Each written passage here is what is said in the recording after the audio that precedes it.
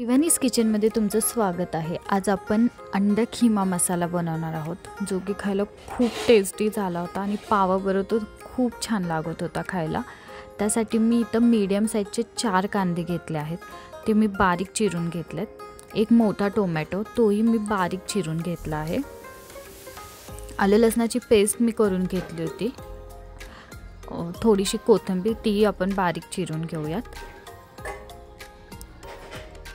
ह्या रेसिपीसाठी मी 4 अंडे घेतले होते, ते आपण उकडून मी ऑलरेडी घेतले होते। ते आता आपण सोलून तेही आपण व्यवस्थित खिसून घेऊयात बारीक खिसणीने।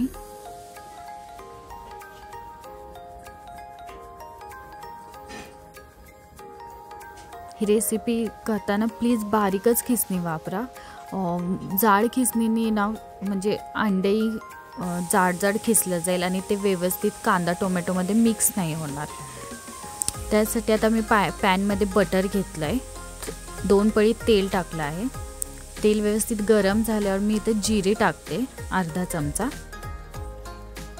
जिरी व्यवस्थित तडतडल्यावर मी त्यामध्ये कांदा टाकते। कांदा आपण गोल्डन होईस्तोपर्यंत व्यवस्थित फ्राय करून घेऊयात। कांदा आपला गोल्डन रंगाचा झाला, त्यामध्ये मी आलं लसणाची पेस्ट टाकली, ती पण आपण व्यवस्थित परतून घेऊयात।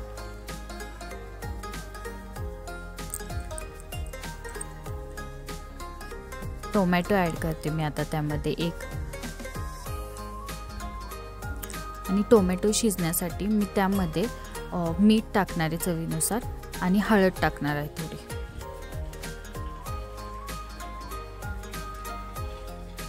व्यवस्थित परतून घेऊया।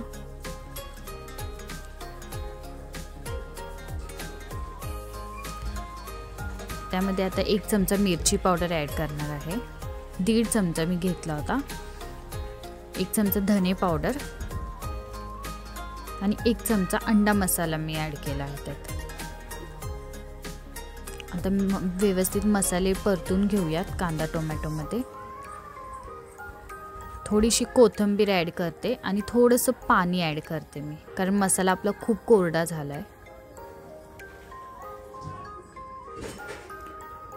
पाणी ॲड केल्यानंतर आपण झाकण ठेवून 5 मिनिटं वाफ येऊन देऊयात।